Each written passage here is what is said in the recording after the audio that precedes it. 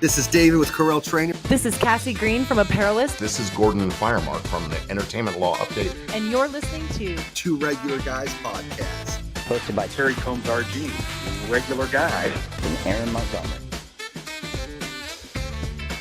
The place to be for industry news. the best dad jokes on earth, along with relevant topics to apparel decorating. So pass it away.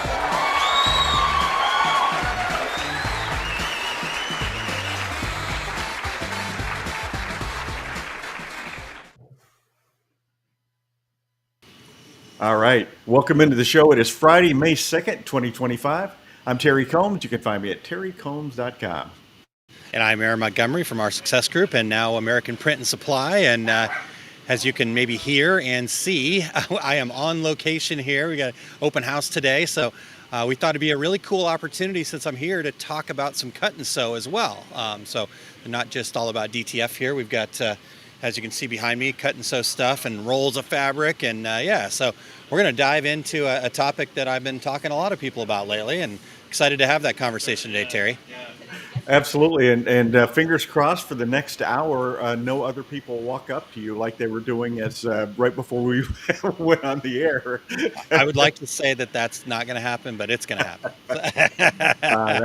That is live podcasting. That's right. That's why most people I got my don't do finger it on the that mute way, button, but- so we'll see how it goes. I got my finger on the mute button. We're ready. All right. Since Aaron is on location today, we have a lot to cover. So I'll be back next week with the secret sauce. So we will look forward to hearing. I don't know what I'm going to talk about next week. Oh, I was going to say, any preview or no? It's always we love the secret sauce. Yeah. We love the opportunity for the secret sauce. I still think, thinking about your 5215, what a great way to just, where do I start? Here you go, kind of thing, right? So exactly right. Just grab those secret sauces and put them on the big screen. Yep, absolutely. So next week, tune in for that. But we got plenty of great things to cover, including we've got our friend Adrian from dtfprinting.com here to share some news headlines with us, Terry. So are you ready for that? Yes, let's hear some news from Chicago.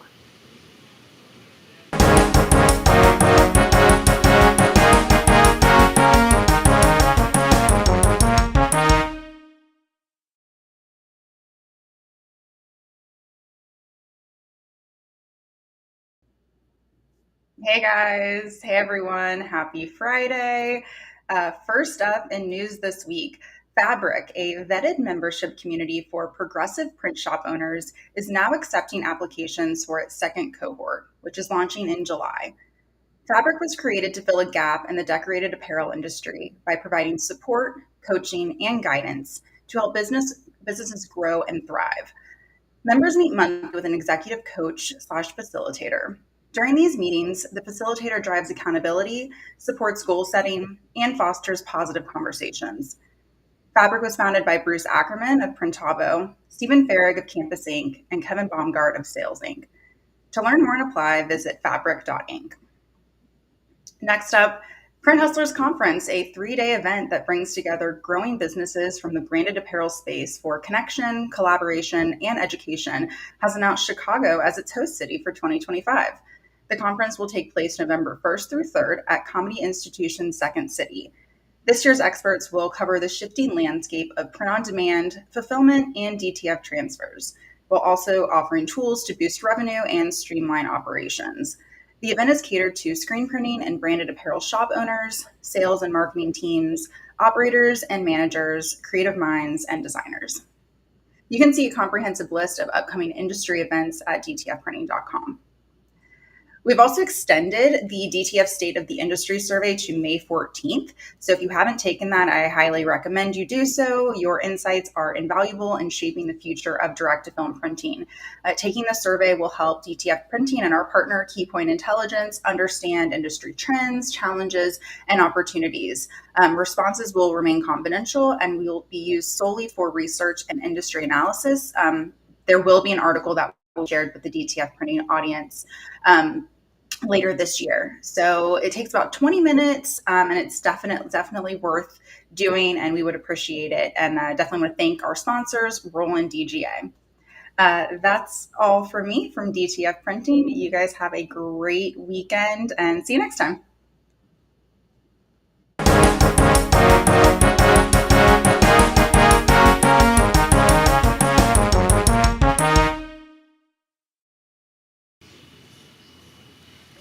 All right. Well, we'll have to get things cut. I didn't have it all set and right, but we will have the right information on Adrian's news post when we get it out there. But thank you, Adrian, for coming in. I know she's been traveling as usual and all the fun stuff that goes on out there, and for her to spend some time with us today, we really appreciate that, Terry.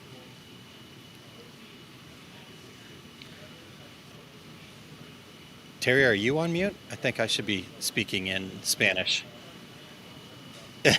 Okay, we'll get that figured out. Eric is shaking his head that Terry is on mute. You got it, Terry? I was on mute, and I always think I leave my cursor right on top of it, so I remember to take it off. I never do. So, Same. what I wanted to say was, everybody get out there and fill out that survey with Key Point Intelligence, because that information every year is so valuable. So Yeah. the more people participating, the better that information is going to be. So make sure you take advantage of that. Yep, absolutely. All right. Well, let's check in with some regulators here real quick, Terry. And we've got Ramona checking in bright and early this morning. And look at me. And I do have my Cut and Sew shirt on as well. Hi, James. I'm like famous over here. And then we've got Barb checking in. It just says hi, Aaron and Terry. Hi, Ramona. From North Central Minnesota. Happy Friday. Absolutely happy Friday. Good stuff there. And then we've got Mr. Todd Downing from Movers and Shakers. He's I haven't seen Todd in a long time, so I'm looking forward to seeing him and giving that guy a hug. He's coming to the open house here. Is it Makers and Movers? Movers and Shakers, Makers and Movers. It's all the same, right? What did I say? Tomato, tomato. You said Movers and Shakers, so I thought he's a mover and a shaker as well. Here. I appreciate that, Terry. Thank you. And then we've got Doug checking in. Hello, Doug. And Craig checking in from Collegiate Press Wide Format. Hello. Thanks for being here. And hello. All right, cool. Well, Terry, let's see what else we've got here today. I guess what's really important, though, no matter how crazy it gets around here, dad jokes are like top of the line important. And I really do like this one. I don't know how Eric's going to like this one, but we'll see. This is a head shaker for Eric. I'll just tell you now. Todd says it is timely. Real quick, I just want to get to Todd's because I got distracted as usual. But he said we do the shaking on Friday nights at trade shows. Yes, okay. So love it. All right, Terry. Well, let's get into that dad joke if you're ready, sir. I'm ready.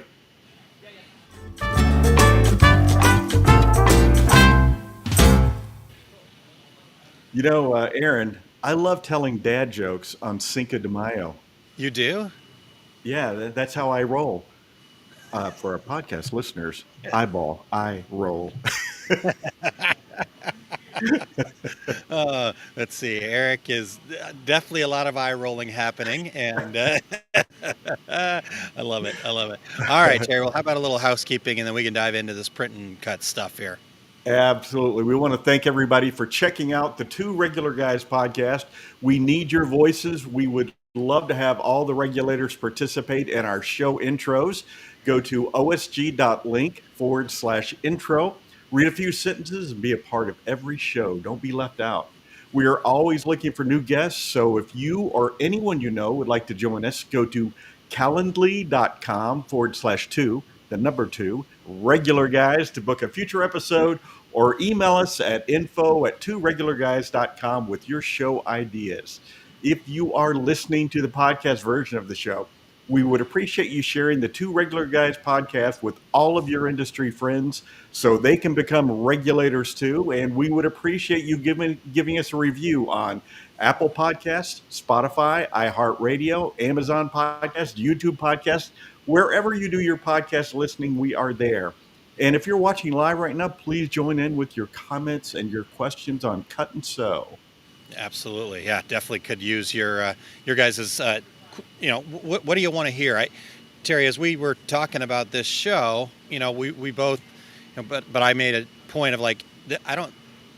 This can't be like a promo for American Print on Demand, right? That's not what we're interested in here. We're always about, and to be honest with you, Rob here wouldn't like that either. That's not how he rolls either. So, like, we want to know what you guys want to know about cut and sew. I mean, I'm sitting in front of a big press. We've got all the parts and pieces. We're going to show you what we've got here. But at the end of the day, I think, Terry, this is really about, how do you expand your business without having to make big investments, right? We're going to definitely talk about that a lot, but just what goes into it, right? So whether it is cut and sew, whether it is outsourcing, that kind of thing. So we're probably going to be all over the place. Shocking, right? Nobody's shocked that I'm going to be all over the place. But I think that's what we kind of want to talk about here, Terry, if that sounds right to you. Yeah, exactly. We had this conversation when you mentioned that you were going to the open house, and I said to you, I don't know how many people know that American Print and Supply does cut and sew, and I think a lot of folks think, well, it's only offshore, and how many thousands do I have to order to get it from China or Bangladesh or whatever? So I thought, let's talk a little bit about this, because here's the beauty of outsourcing something like this. And hey, if you want to bring it in house, you can do it. You can buy a large format sublimation printer. Absolutely. You can buy all the equipment, or you can just outsource it and take the order and cash the check. That's kind of like, so take the order, cash the check. That's going to be another catchphrase for us. There you go. Terry's latest catchphrase there. Somebody should make a shirt. And exactly that, right? Like you said, I think the notion is that the only possibility is to do this offshore. And I'll be honest with you, right now it is like gangbusters. We're getting multiple inquiries a day, saying, "Hey, I need a U.S. source, right? The tariffs, the this, the that, right?" And so, getting people some of this knowledge so they understand what it's all about, right? It's not just as simple as, I need to use somebody locally here, right? What goes into it? Oh, I can just go buy the equipment and all that kind of stuff. So, I have plenty of people who call me up saying, "Hey, I want to do this," and once you tell them how much it costs for a heat press that size, it's like, gosh, do you know anybody that does this already that I could just job this to? It's a big investment. For sure. And even at that phase, right, there's still a lot more that goes into it than just saying, okay, here's the order, right? Like, this isn't like your standard, let's just stick a logo on the front of a shirt, right? There's a bit more that goes into this. So, and we're going to have some visuals for you and things like that. But Ramona has a great question, and so does Barb. But Terry, I know you've got a few questions. So I think we'll work all these in together if it sounds good to you. Yeah, exactly right. So, let's start with what you offer customers who want to outsource, and I think it kind of covers a little bit of what you did. Yeah, I agree. And so, what at the end of the day, right? What's happening is we are taking an order, and we're getting artwork from them, and then we're saying, okay, what do you want on that particular order? And then we create it and ship it directly to their customer. Now, that doesn't mean that we couldn't ship it to them, but most customers that we work with at American Print on Demand, we ship it directly to our customer because it doesn't make a whole lot of sense to ship it twice, right? So, well, yeah, exactly right. People would call that fulfillment, white label, drop shipping. Those types of terms come up, So that's really what it is. Like I said, I've got a few kind of examples. The shirt I'm wearing would have been made in that fashion, right? Here's the art. In fact, this art, Dane did the cover of my book, and then he also made this shirt design for me, right? So you do need to have some ability to do some designing and match to a template. Typically, we're using a Photoshop template. So that is helpful if you're proficient with Photoshop. And then, what you need from there can kind of be bespoke, I guess would be the term that we're looking for, right? What do you need? Like some customers, we put beat-back cards in it. Some customers, we do have a branded packing slip, that type of thing, private labeling, neck labels, that type of thing. So it runs the gamut. And then I guess, and I'm just going here, Terry, so you can stop me at any time. Well, yeah. So you're offering it's full, and for anybody who doesn't know fulfillment, it's basically that the person places the order over here.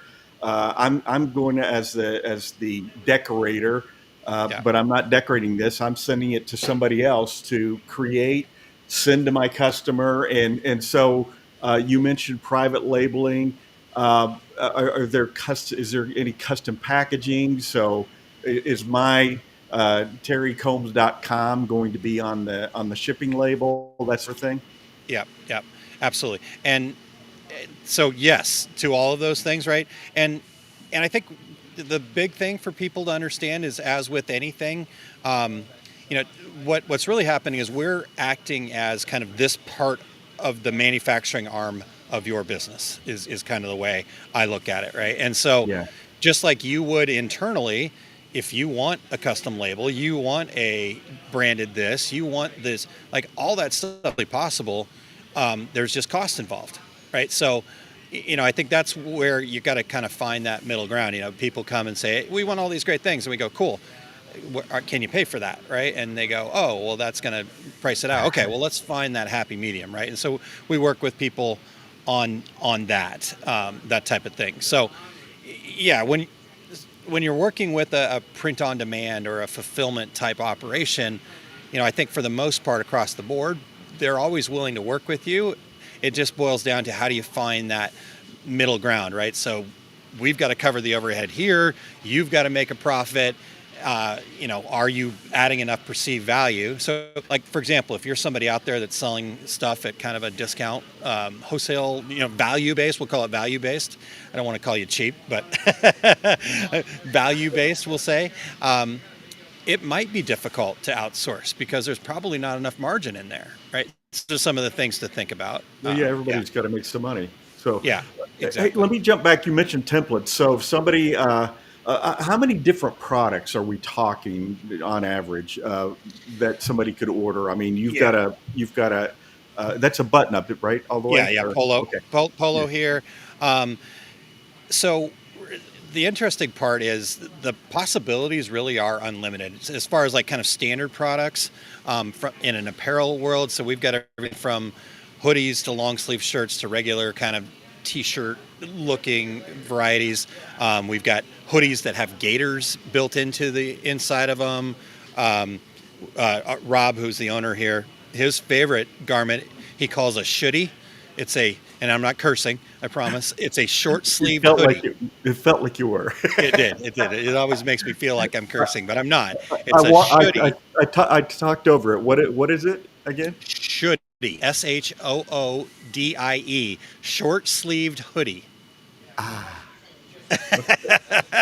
You don't see a lot of those, but that is one of his favorite garments, and we do sell a lot of them.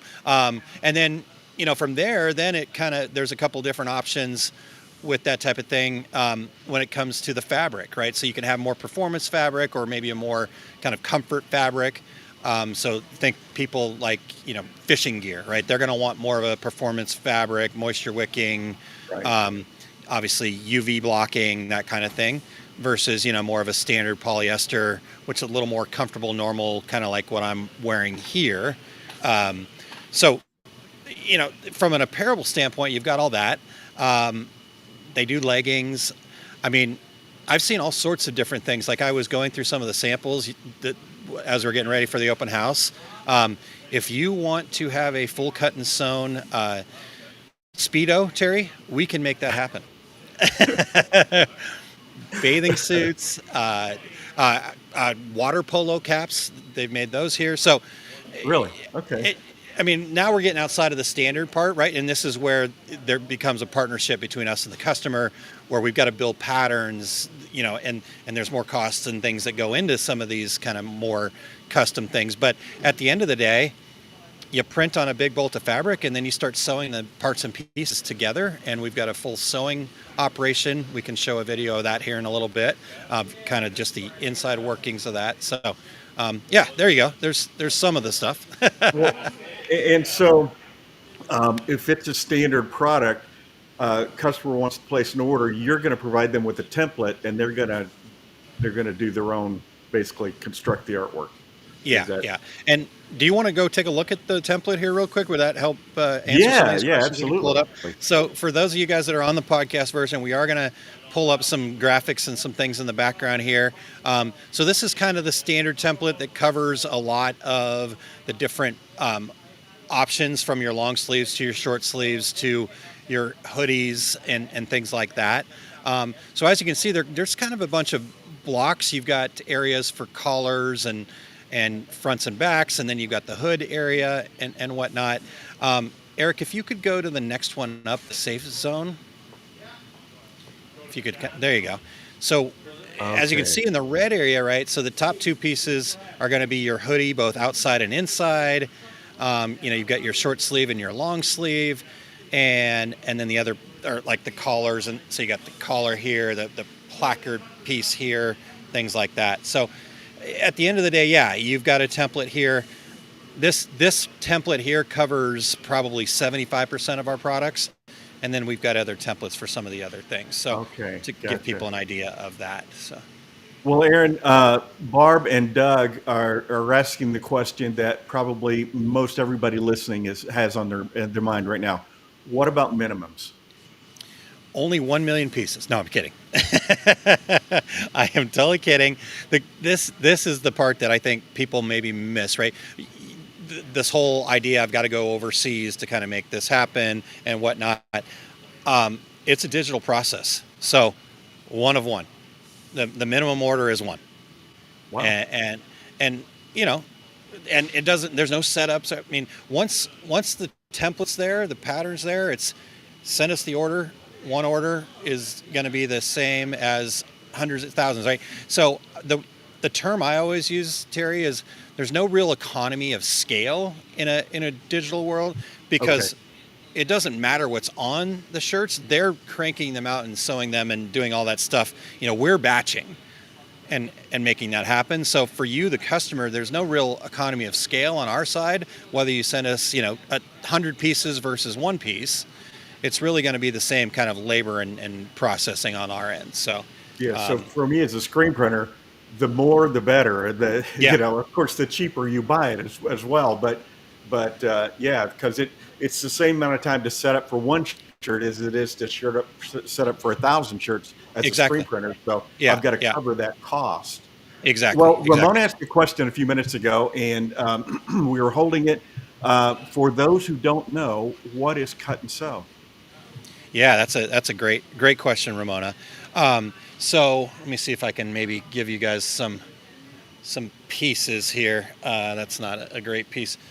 I brought a bag. So what happens, actually, Eric, can we go back to that other screen there? The video player, thank you. Now I got to remember what the name was, I just forgot. So if you could do the fabric printing video for us, Eric. And while that goes, right, so as you can see kind of behind me, not as well anymore, but right up here, they're just bolts of fabric.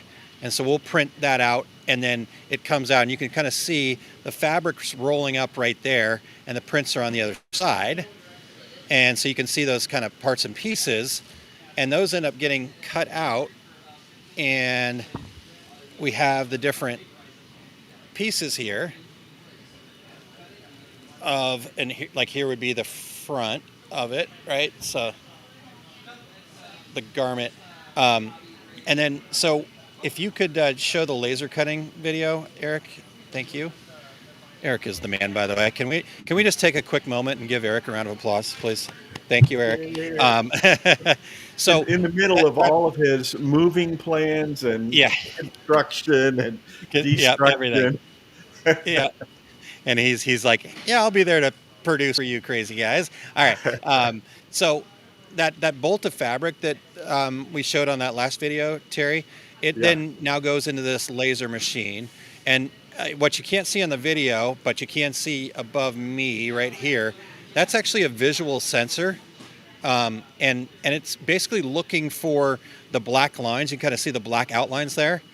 And it takes a picture of that from above, looks for those black outlines, and then it actually laser cuts those pieces out. See, you just pulled those pieces out of there. And so that, Yeah.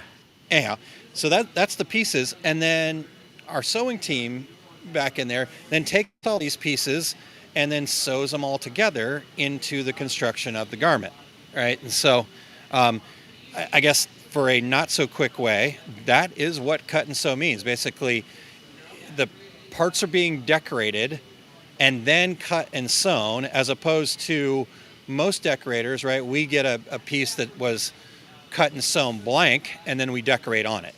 But here we're decorating first, and I think that's to me, Terry, the big distinction between regular decorating and what we would term cut and sew. So does that sound about right to you? Yeah, exactly right. And I was involved in cut and sew a few decades ago when we were screen printing on bolts, or well, not bolts of fabric, but 22 by 30 inch fabric panels with water-based ink, because you can't cut through plastisol very many times before your blades are dull. Anybody who's thinking about doing this, and but this was back in the 90s, and so we actually had someone come in and stack all the fabric up, probably 3-4 feet high, and actually have a cutter. It was almost like a table saw with a blade, and they would just go around the patterns. Yep. And Yep. we were making boxer shorts, and we made boxer shorts for every college in America.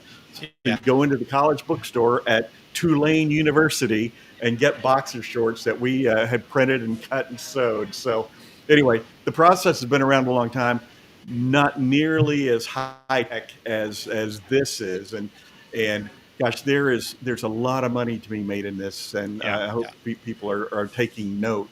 Well, so a lot of people and doing team uniforms, things like that, and never touching it. So yeah, exactly. And so, Ramona, actually, I think it was Ramona, or somebody said the sewing. Do we do the sewing? I don't remember where I saw that, but oh yeah, there you go. Ramona says, "Oh, I see. It's all over. Do you do the sewing also?" So Eric, if we could go back to the video player one more time, and there should be sewing room on there. Now, they're not sewing at the time when I took this video, but this is our sewing room, which is just in front of me out there. And you can see, this is where they would be putting all the parts and pieces together. You see those little totes. Those have these parts in them. And then I go over there and show you a little bit of the stuff. It basically just starts coming together. So this is a partially sewn sweatshirt here. So see some of that, but the part I wanted to show you guys is, so this is actually a hoodie. They just haven't put the hood in yet. So if you could see that there, and then here's the hood, and so then this would get sewn onto here. And Doug mentioned, so you can do jerseys for teams. That's the thing that I see most out there that folks are contracting out is team apparel rather than doing it in house. And some of the graphics that teams wear now, if you see blends of colors and all different kinds of things, that is a cut and sew piece. And well, and Doug had another example. He's mentioned he has a shirt with golden retrievers all over it. Absolutely, that was a cut and sew piece. If you've got a Hawaiian shirt that's got all these cool graphics on the outside and it's white on the inside, that's a cut and sew. Exactly. We were just working with a guy who's like a lot of like fishing stuff, and like you just have replica of the scales all over and cool stuff like that. So a couple other questions in here. Barb was asking what types of garments, what about caps and bags? So basically the fabric is really what the limitation is. So it does have to be a polyester-based fabric for our sublimation process. So as long as it's poly, we could do it. We have not done a lot of bags. I think we do some beanies. Like I said, there was a water polo group that we worked with, and we were actually sewing their caps and sewing in the little plastic earpieces over the caps. I don't know if you guys have seen those. I should have kept that out, but that was kind of cool. So we can get into a lot of different things for sure, and there are different people that have different specialties. We just happen to specialize more in the apparel, the performance wear, the long sleeves, kind of for outdoorsmen. But then also, like you said, Terry, a lot of leagues, athletics. We're doing some lacrosse jerseys, that type of thing. And it doesn't have to be crazy. The examples are, was like it's like Doug's golden retrievers all over. It doesn't have to be gaudy either. I mean, if you see bicycle racing teams, you might see a totally black outfit and just says in a white strip that says Coca-Cola in it. Well, that's the same process. That's cut and sew. So you can have it as crazy or as conservative as you want it to be. Yeah, absolutely. And so Doug asked, so the fabric is going to be 100% polyester. Just like all things sublimation, the more polyester content, the more vibrant it's going to be. I think all the fabric that we currently work with is 100% poly, but I could be wrong on that. I'm sure we have done some blends, but again, you're just going to have that look.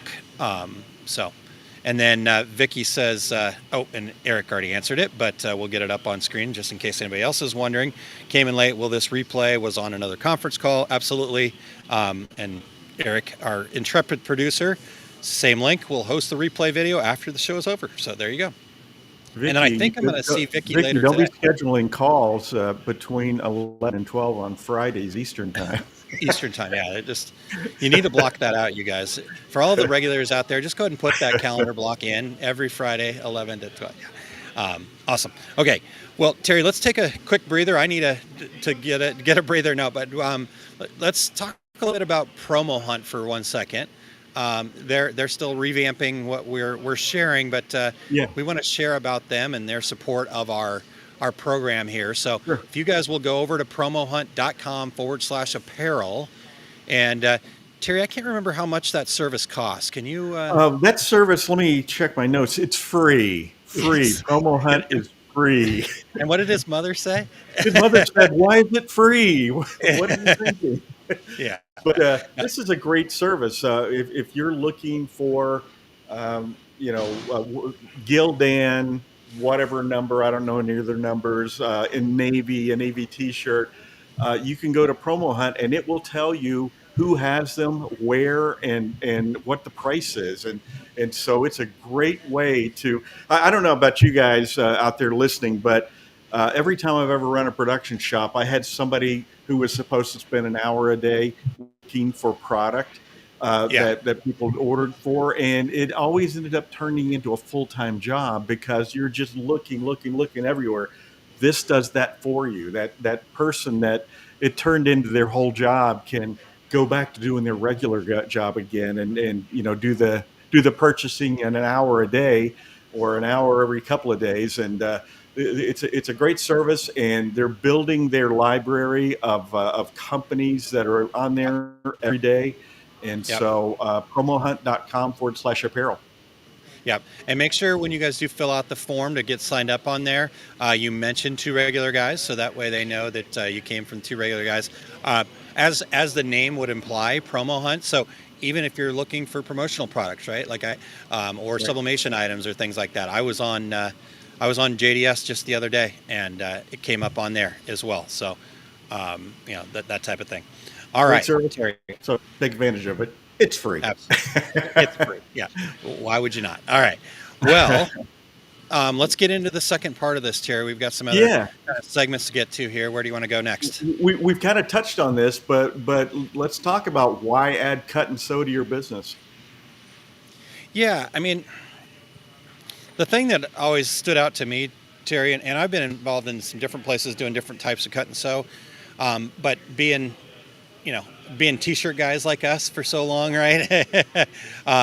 It was always like, man, how do you, right? Like, I want to wear this. I don't know. I would wear these kinds of shirts all day, every day. I think it just elevates the perceived value, right? And cost-wise, does it cost a little bit more to cut and sew? Okay, maybe, but compared to what you could sell it for, I think Right. it just gives you that ability to really stand out.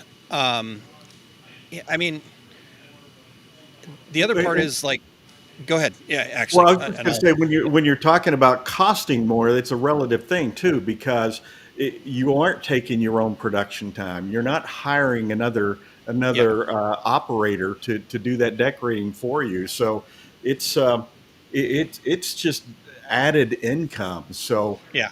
Maybe first of all, you can charge premium for it, but Yep. even if you choose not to, because there are many folks out there, probably not many that listen to this show, who say, in my town, people won't pay more than. Yeah. My response is always the same, but just like you, Aaron, you're talking to the wrong people. Yeah, you're In talking your to the wrong town, people. somebody Right? in your town just paid $30 for a T-shirt. Yeah, You just aren't talking to them. exactly. Half the time I look down and go, oh, I see that Nike pair of shoes that you're wearing, right? Or that really nice bag that you're carrying. You could have bought one cheaper. So apparently somebody's willing to pay more, What'd you right? pay for this Tommy Bahama shirt, buddy? Yeah, exactly. Yeah, so that's a really good point, Terry, and I appreciate you bringing that up, right? Like sometimes we go, oh man, the margin's just not there, but you don't factor in all those things that you just mentioned, right? You're not taking up your production time. You're not having to deal with the spoilage, having these samples and stuff laying around is not free, right? So Right. getting, working with people, the overhead, all that stuff, none of that's free. And then the other part about cut and sew that I really love is just the fact that, like, I can have a fit and feel that I like, right? Like, I don't have to have the box. So we do have people on staff that are actual pattern designers that can work with you. Again, obviously, this is going to be a service that we provide, so there would be some costs to associate with this. But you can have a custom cut type product, right? You can do things like, the neck tags, the branding, the finishes. You can different collars and things like that. So I think there's so many opportunities there to increase your perceived value without a whole lot of increased cost. So what you're saying is Ryan Moore can finally have that medium that he's always saying he wished that was being sold out there. Yeah, I was gonna say. I mean, he does have all made. They should make a Ryan Moore medium by this point, you would think. But yes, if he needs one, call me and we'll get it taken care of here. Well, and think of it. I think there's two things to think about too when you're thinking about adding something like this or any type of new product. It makes your company look like you have a larger offering. You've got more to offer to your customer base. Yeah. And on the other side of it, you as the owner need to think of this as creating a new income stream. Yeah. That it's very easy. Requires no technical ability to add this new income stream to your business. So Yeah. so let's jump back a little bit towards artwork. So how do decorators prep artwork differently for cut and sew than what they're normally doing? Yeah, absolutely. Eric, would you do me another favor and go back to that, and let's put the safe zone image up there real quick, if you don't mind. There's our sewing room again. I love it. So here's where we've got to kind of work together here, right? Because you would just think, okay, here's a sleeve, here's a front, that kind of thing, right? But because of the way that this works and the process and the fact that you've got to have seams and you don't want white sticking out, so here's a seam of my shirt right here, and I could pull it apart and you don't see any white in there because of the way that these are set up, right? So You do need to understand. So those red zones there are kind of where things are going to be cut for this particular layout. Now, the different types of garments have different layouts, but this just happens to be this hooded garment here. And so what we need to be aware of is anything that is going to, like I want this logo to show up, I didn't actually have it on this one, but I want this logo to show up on my sleeve a certain way, right? Well, that's got to be inside of that safe area. And that's crucial. And then understanding that then it does need to go all the way out. So again, we don't have those white lines and stuff like that. So I think that's one of the first things is just, there's a little bit more than just, and not to downgrade, other stuff that's happening. I think Eric sometimes refers to it as the logo slap, right? That you just kind of, instead of just slapping a logo right in the middle of a shirt, right? We got to think a little bit more deeply about how it's going to turn out, because we're taking something that is 2D and we're trying to turn it into something that is 3D. In fact, Eric, if you would put the complete mock-up picture over the top there real quick. Right, so how do we go from that template to this 3D look? And in our system, you upload that template right there, and then our system creates all these mock-ups for you. So then you can take this, all this information, upload to your e-commerce site or your website, right? And now you've got mock-ups and everything you need to be selling these garments. So, so you don't have to be cross fingers saying, "Oh, I hope that logo shows up in the right place." Exactly. As long as you are inside that safe area, right? But then you've got the background bleeding out to the end, right? So, and the mock-up will show you where that all kind of lands based on that template that you uploaded. So, and then I get a lot of people that ask me a little about, okay, do I use Corel? Do I use Photoshop? Do I use Illustrator? Whatever. Our templates for us, and I think you're going to find most of the print-on-demand people would prefer the Photoshop stuff, right? Like, because these are full color all over, we don't necessarily need vector, to be honest with you. Yeah, I know vector can be easier to manipulate, when you're sizing and all that other stuff. So maybe you start there. But ultimately, the file that we need is just actually going to be a JPEG at full size. So that way, everything's flat. There's no translation or anything like that. So I guess hopefully that answers questions about the file prep, Terry, unless you have any others. Yeah.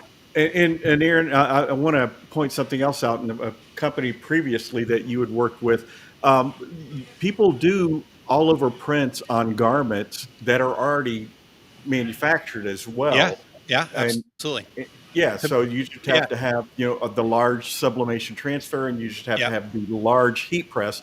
But what's the drawback to that, Aaron, that you used to always tell me? Well, we call them smiles, Terry. The little creases, they're not blemishes. You can't sell a blemish, but I can sell a smile, right? That was always the joke. And funny enough, actually, Rob started his business doing that. In fact, he sourced, and still back in the warehouse back there has cases of them. So if anybody is looking for lay flat blanks for all over printing, please let me know. But again, no matter how much they did, you've got this challenge that is always going to happen, right? A true lay flat you're going to have to walk your arms like this, right? So if you want the shirt to be comfortable, there's going to be some seams that happen under here. And so that's where they said, okay, we don't want the seams. We're going to go to cut and sew, and they figured out how to do that. So yeah, that's important to note. You certainly can do that. You got to have the big enough press. You got to have the big enough printer to do the full. Because I've seen people like try to piecemeal it together and like, oh, I'm going to put 7 transfers on my all over shirt. But when you have 2 transfers that cross over, you're going to get more ink moving than others parts. So you need to have the big prints and all that stuff. Yeah, that technology has its place, but you will see the smiles. So Aaron, let's talk. I'm sorry, go ahead. No, I just want to answer Barb's question here, or comment, right? She says kind of like having bleeds for prints so you don't have whites showing on seams. Exactly. That's exactly it. That's exactly right. And then Sandy says, I have so many ideas for these. So there you go. we're ready for you, Sandy. All right, what's the next? We got a few more things we want to try to get to here today. Yeah, so let's talk about pricing and cost strategy. What should a decorator think about when pricing cut and sew apparel? Yeah, and I'm looking forward to hearing your take on this a little bit too, Terry. But we kind of alluded to this a little bit before. I think if you're somebody that typically finds yourself in that value pricing kind of category, that this might be hard for you to sell, right? Remember back in our U.S. screen days, we had our good friend Mr. Strange, where he had a kind of a money set point, so he had challenged with some of the more expensive items. Look at that. Not buying them, selling them. Yeah, exactly. See, I love trouble saying this is $15,000. Yeah, exactly. With this book, it's only 40. Yeah, that's right. But he bought the same way too, right? So it kind of, not to say that they're expensive, but this is not a value-based thing. So I think you got to understand that if you're the type of decorator that goes out there and is talking price first thing, this is going to be difficult to sell. Yeah. But if you're the type of decorator that goes out there talking about value, talking about customization, personalization, talking about performance, moisture wicking, UV, right? Like, the brand, what do they call in the promo world? The amount of times your brand is seen, impressions, brand impressions, right? Or something like that. I think, right? Those things. That's what this is all about. So that would be, and then also the fact that it's digital and it's a one-off, right? So each one is a one-off, and so pricing accordingly when it comes to that, the types of materials you can do, that kind of thing. So what are your thoughts there, Terry? My comparison is this. Let's say in your town you're doing middle school age softball teams. Yeah. And a lot of those teams are going to want, the Portsmouth Spartans, and maybe a 2-color print. But the traveling team, the team of all-stars, those parents are invested. Those parents are willing to pay more for a really cool uniform for their daughters when they're traveling, all over the state or all over the region or to national competitions. That's the customer for this kind of product. So, yeah. Hey, I gotta show you guys somebody. Mr. Downing, hello. Hey, God. All right, sir. Good to see you. We'll be done in just a little bit. That's fun. Good to see you. Yeah. So, what you were just talking about there, Terry, though, I think is huge too. Like, my son is on a traveling volleyball team, right? And obviously, I know how much it costs, and so it kills me every time. But I just spent $50 on a pair of custom shorts for them to go to nationals in. That has got like custom made for their club. It's got like design. It's got the St. Louis Arch on it. It's got the logo of the club. It's got their name and number on it. And then the cool part is, though, it's still got the branding of the company that is making this. It's a pretty popular brand inside the volleyball world called Slunks. And so it's got their Slunks tag on it. But again, I know that these were custom cut and sew. Now I need to reach out to them because we're not doing them, but we could, right? So that's the type of thing. I think you're exactly right. Like your local softball team, they're probably not quite ready for this, but it will make them stand out, right? So if you've got maybe an up and coming club sport in your area where they're charging, they want to start charging a little bit more for coming to their club, then the difference in cost is not that much compared to the perceived value. Right. And make sure that first team you do this for, you give them a little stack of business cards and tell them, hey, anybody else who orders, I'll give you a 5% kickback or whatever, because guess what? When they run on the field in those uniforms, the other coach is going to come over and say, hey, where'd you guys get those? And it can really build on itself. So yeah. Cool. All right, let's see what we got in the comments. And we've got 2 more segments left, Terry, but I don't know if there's a ton in there in either one, so I'll let you kind of take control. Let's get Barb's question real quick, if you don't mind, Terry. Says, are there different weights of fabric offered, the thicker weight for hoodies? Yeah, absolutely. So, and again, probably not able to see this here, but Yeah, this is, in fact, even here, interestingly enough, and I'm not sure if I'll be able to really show it, but this is kind of a thinner, almost like a t-shirt fabric here. And this is actually the inside of the hood on this hoodie. In fact, if I stretch it, you can kind of see through it. Sorry, I'm not, yeah, you can see my thumb there a little bit. Now, then this part is actually, feels like a typical sweatshirt material and more of that, and you can't see through it, and a little bit thicker. So it definitely has all the different types of fabrics. I think that's the other thing. Like when I first started dealing more with polyester and sublimation and stuff like that, Terry, that I was blown away with, right? I had that same perceived notion of the scratchy leisure suit material, right? It was polyester, but Right. it's so much more now. I mean, there's so Right. many different types of polyester and stretchiness and comfort. I mean, I hate to say it, but I'm a polyester guy, not a cotton guy, Terry. So, Well, you know, hopefully not. and actually, I meant to bring it up before. I'm glad you brought that up because the world of polyester is a new world of fabric and feel, and there are some folks who would say, no, this is a hoodie. This isn't. No, this doesn't feel like polyester.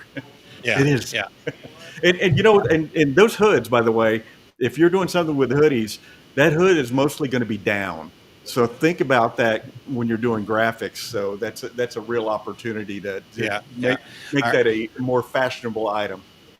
Yeah, I love that. That's a great point. Okay, Eric, would you run the finished goods video here while we kind of wrap this up?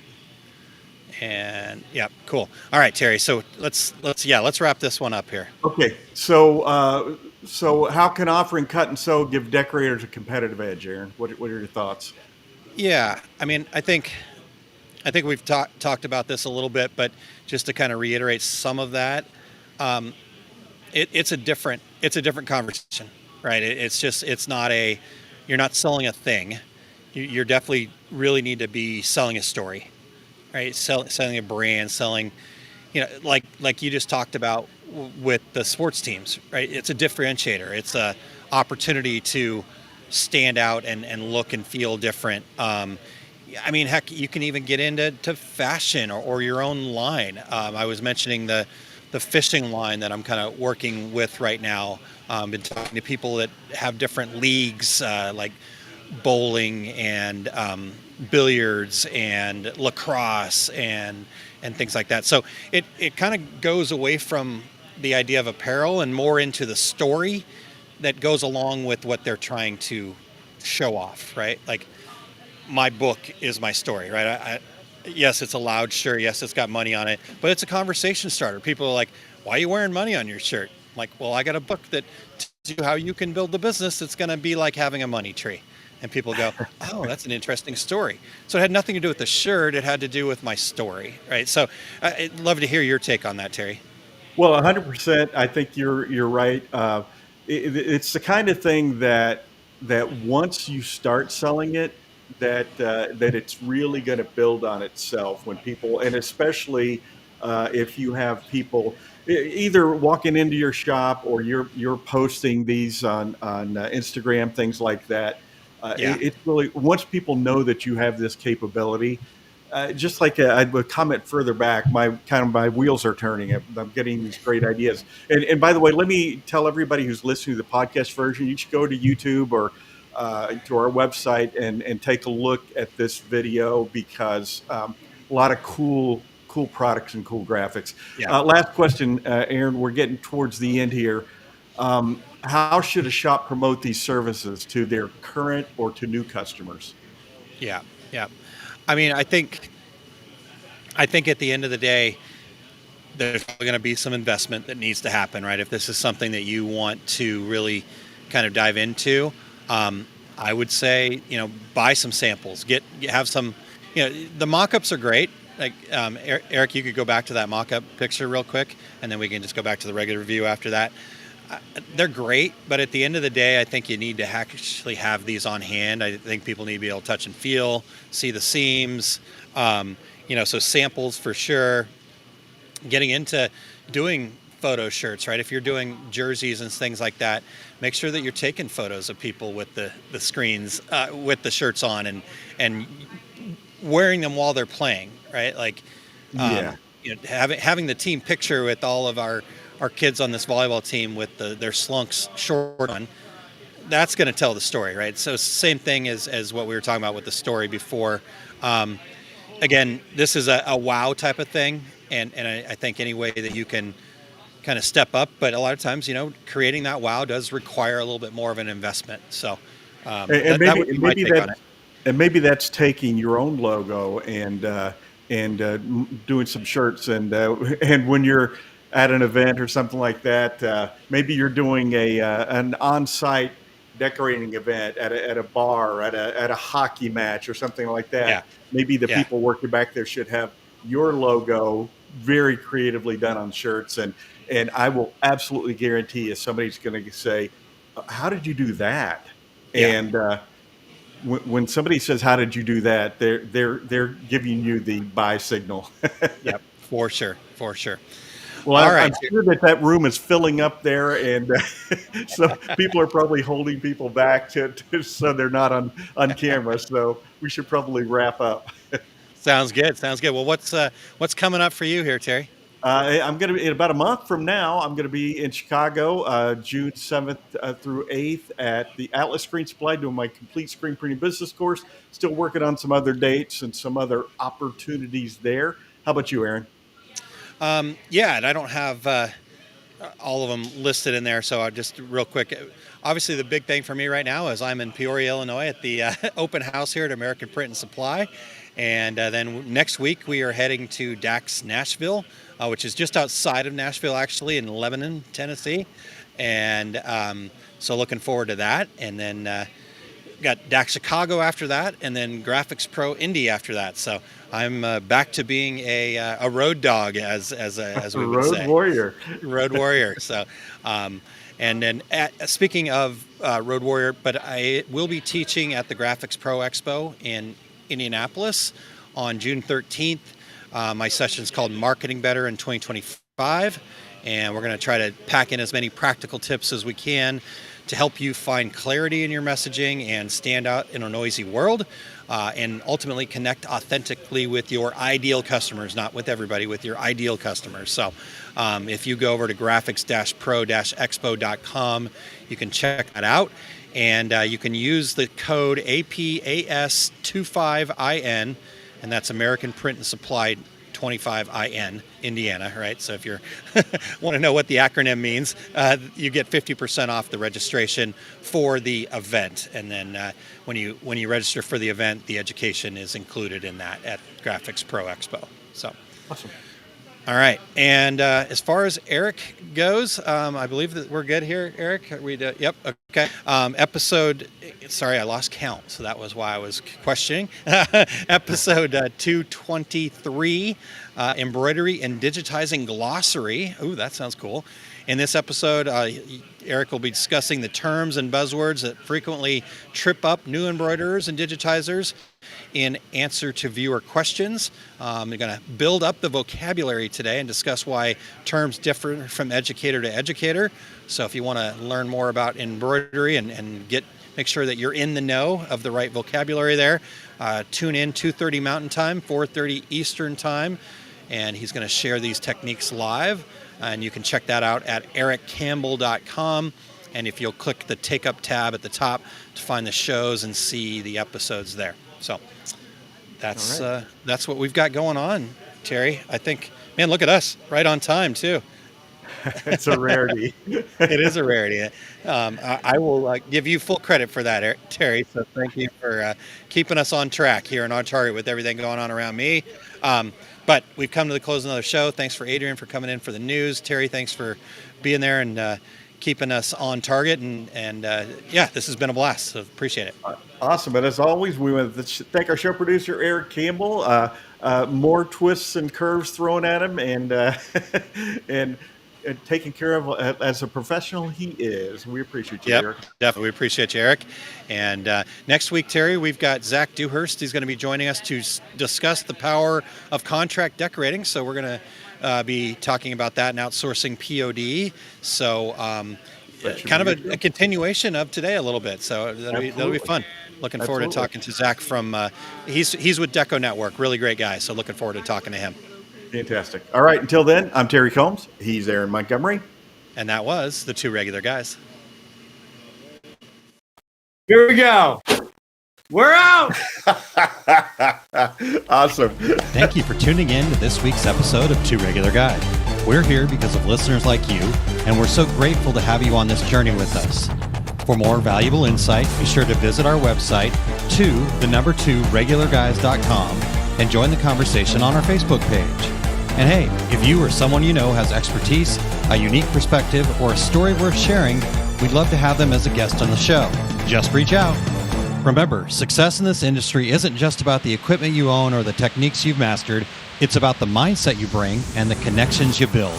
Keep learning, stay curious, and don't be afraid.